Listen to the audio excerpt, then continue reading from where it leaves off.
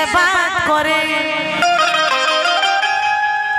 आप आगे में मोबाइल नंबर लागत रुहा छोड़े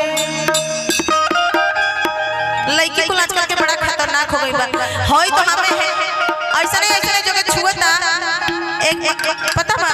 गया वाला कार्यक्रम के फोटो कैसा आइल बा पेटे पे हाथ रख के थंबनेल बा कि गोरी फूला झड़ी बारू औ चचाऊ हमार कहला है चचाऊ कि पवन बबुआ के गाँव तो ऐसे हम कनिए कि उनका तनी मुराद पूरा कर दी तो गोरी फूला झड़ी बारू पापा के परिवार दिखावत तो से मिले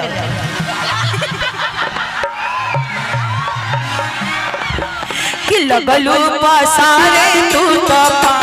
पियर फराक वाले लगलू पसारे तू तो पियर फराक आया हमारा करे के बात करे आगे में मोबाइल पलट रहा धरे गोरी फूला झाड़ी पापा के परिवार लगलू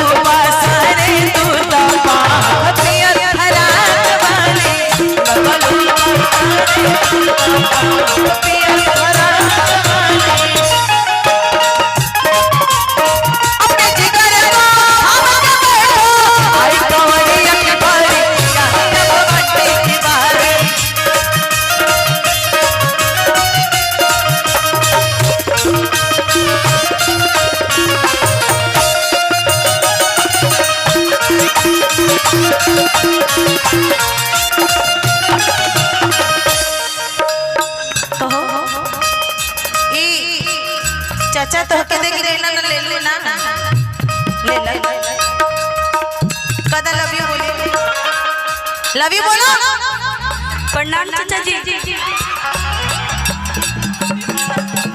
प्रणाम नहीं लव यू बोलो लव यू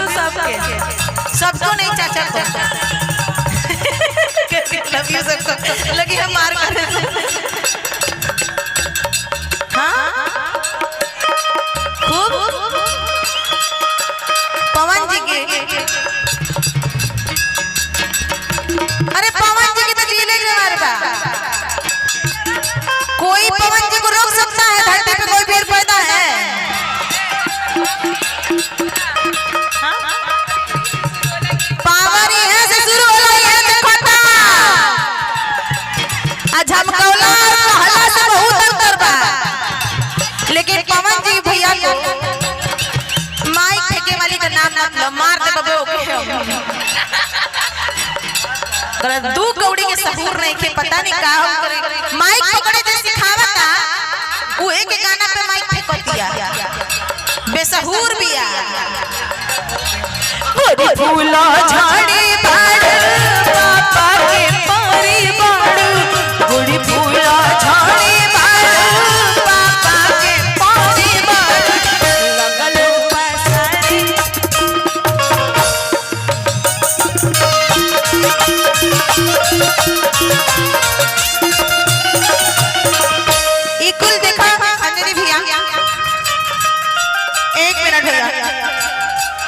अंजनी भैया